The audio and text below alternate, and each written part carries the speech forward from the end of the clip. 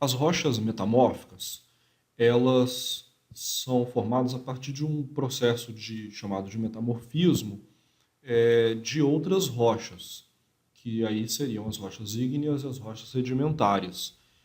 Então essas rochas elas são formadas em ambientes que geram essas condições aí para ter esse processo de metamorfismo, e essas condições são variações de temperatura e pressão, né, que em valores mais elevados elas vão fazer, vão gerar esse processo aí de metamorfismo, modificando a estrutura das rochas, e aí a gente tendo aí uma rocha diferenciada que a gente chama de rocha metamórfica.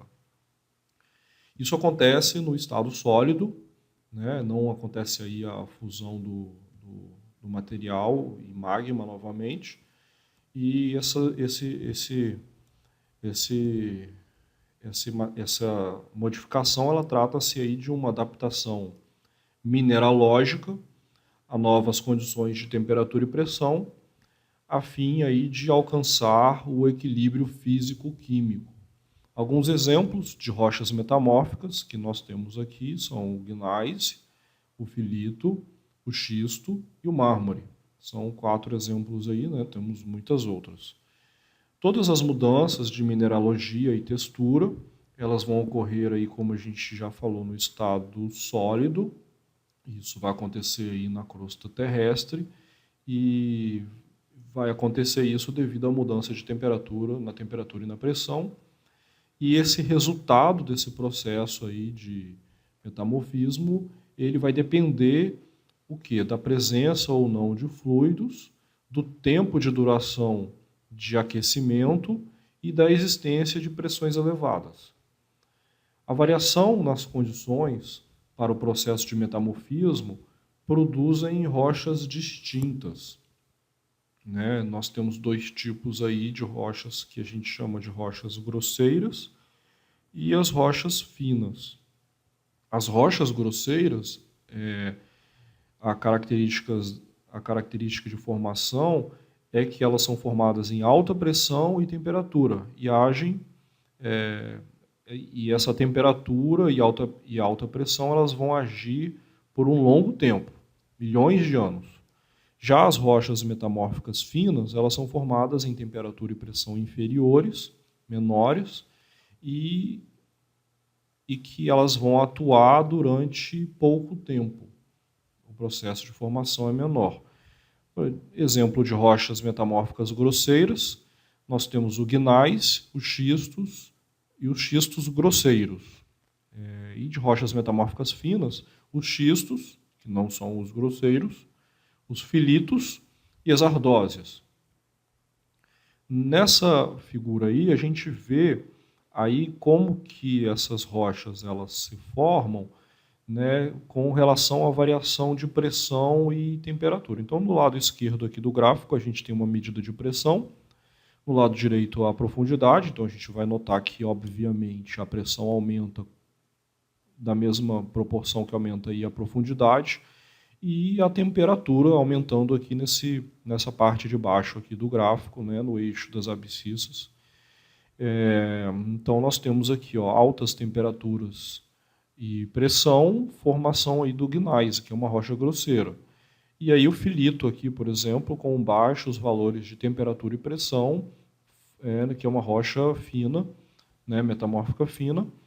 E essa variação, esse aumento, né, de profundidade com relação à pressão e temperatura, a gente chama isso de grau de metamorfismo. Então, quanto mais aumenta a pressão e temperatura, a gente tem um maior grau de metamorfismo. E quanto menor a relação aí de temperatura e pressão, a gente vai ter aí um baixo grau de metamorfismo.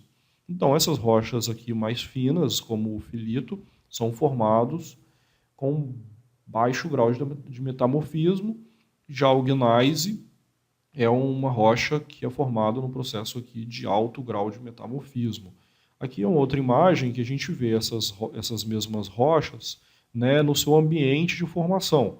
né? Então aqui a gente tem o limite de duas placas tectônicas, onde está acontecendo o processo aqui de variação de temperatura e pressão, né? E movimento aqui do magma indo aqui para a superfície, movimento das placas tectônicas, uma entrando por baixo de outra, né? E aqui os ambientes aqui próximo da superfície nós temos baixo grau de metamorfismo, né? Mais no centro aqui, né, desse ambiente nós temos um médio grau de metamorfismo, e já numa profundidade bem maior nós vamos ter aqui o processo com alto grau de metamorfismo. Aqui mostrando a mesma coisa, né? A ardósia, o filito com baixo grau de metamorfismo, e médio grau de metamorfismo o micaxisto, né? E alto grau de metamorfismo o gneiss. Com o aumento desse grau de metamorfismo, né, que é o caso aí do gneiss, que tem um alto grau de metamorfismo, aqui a gente mostra uma foto dele, né? A maioria das rochas metamórficas, nesse caso, elas vão desenvolver texturas direcionadas e visíveis, tais como foliação e clivagem, que são dadas pela orientação dos minerais planares, tipos de minerais planares, que nós já vimos, né? Muscovita, biotita, clorita, dentre outros aí, né? Que são aqueles minerais como se fosse da mesma maneira que a gente viu os minerais argílicos, né? Que são planares, eles têm uma dimensão muito menor do que as outras duas, de tal maneira que as placas elas vão se orientando, né, na direção perpendicular à maior pressão. Então, aqui mostra que uma pressão grande sendo aplicada aqui, né, e essas placas se reorientando aqui nessa direção perpendicular à maior pressão. Bom, e a gente tem aí tipos de texturas direcionais, que a gente chama aí de foliação, né, que são planos definidos por qualquer grupo planar de minerais ou bandamento de minerais encontrados em qualquer rocha metamórfica. Nós temos um baixo grau de metamorfismo. Quando nós temos um baixo grau de metamorfismo, essa foliação se desenvolve paralela às direções pré-existentes de acabamento da estrutura de fluxo. Ok? Então, com baixo grau de metamorfismo, não vamos ter muita pressão, então a foliação acaba se desenvolvendo paralela às direções pré-existentes de acabamento da estrutura de fluxo. Já com alto grau de metamorfismo, essa foliação vai se desenvolver na direção perpendicular à maior pressão, que é esse caso aqui, fica claro aqui esse caso, né, que é no caso do gneiss, uma rocha que é formada com alto grau de metamorfismo. Tipos de estruturas direcionais, nós temos aí, no caso aí, a xistosidade, nós vamos ter o arranjo paralelo de grãos grosseiros de minerais com estrutura laminar, são as micas e a clorita. A clivagem é uma propriedade pela qual uma rocha se desplaca ao longo de planos de fraqueza, originando fragmentos de rocha planar. E a lineação são os arranjos paralelos de grãos minerais alongados. Por fim, aqui a gente vai mostrar aqui alguns tipos de rochas metamórficas. Por exemplo, o gneiss, ele é o resultado do processo de metamorfismo do granito. O quartzito é uma rocha metamórfica, resultado do processo aí de metamorfismo do arenito. E o mármore, também uma rocha metamórfica, que é resultado de um processo de metamorfismo do calcário.